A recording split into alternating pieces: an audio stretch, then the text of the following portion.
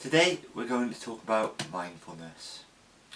I've been a mindfulness practitioner for many years, over a decade, and I first learned to meditate and practice when I was a small child. Because of this, I think I know a bit about mindfulness and can probably help you if you're on your first steps into meditation and mindfulness practice. So what is mindfulness? Mindfulness is compassionate and lucid awareness. To me, it means being aware of what's going on in your mind, what's going on in the world around you, and being aware in a friendly way, friendly and interested way.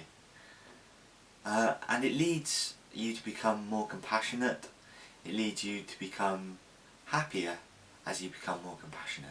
You cultivate mindfulness through meditation.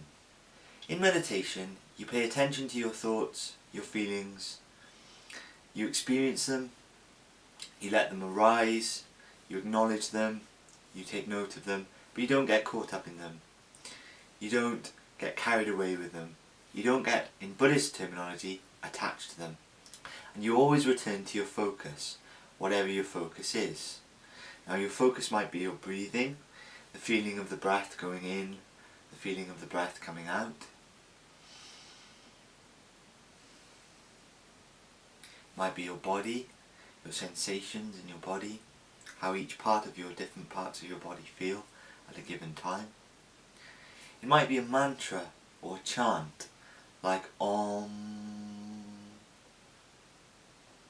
or it could be a flame, a candle flame, which you watch flicker, some smoke from some incense. It could be any number of things. In nature, if you were to go into nature to meditate, it could just be a flower stirring in the breeze, or the trees, or the sounds around you. It could be anything, nearly anything. So in meditation, you allow your thoughts to arise, you acknowledge them, you let them go. And letting go is perhaps the most important part, the most important skill of meditation. Because in letting go, we can let go of our habits of thought, our habits of emotions, and we can just be aware of what we think, and be aware of our emotions. Now it's important to note that meditation isn't about stopping thinking.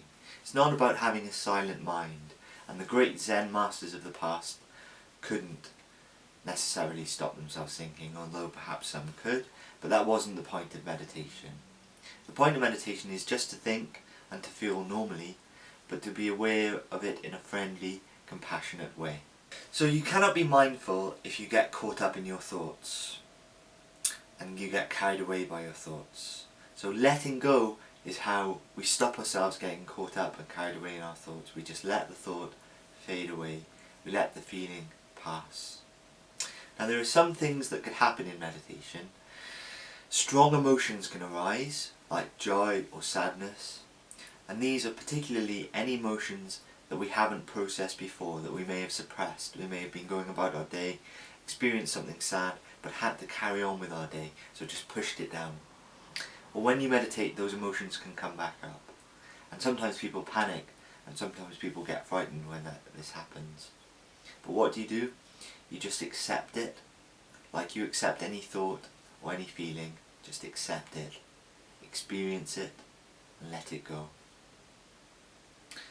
Other things that can happen are vivid imaginations, vivid visions. Like a dream, you can see clearly and have a vivid imagination and vision. What do if this happens? Well, again, you just accept it, you experience it, and you let it go.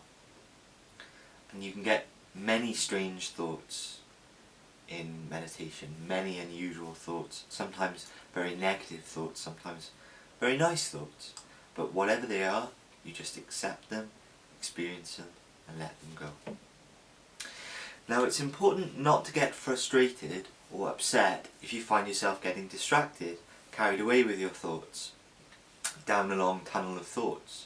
Don't get worried by it, just acknowledge it.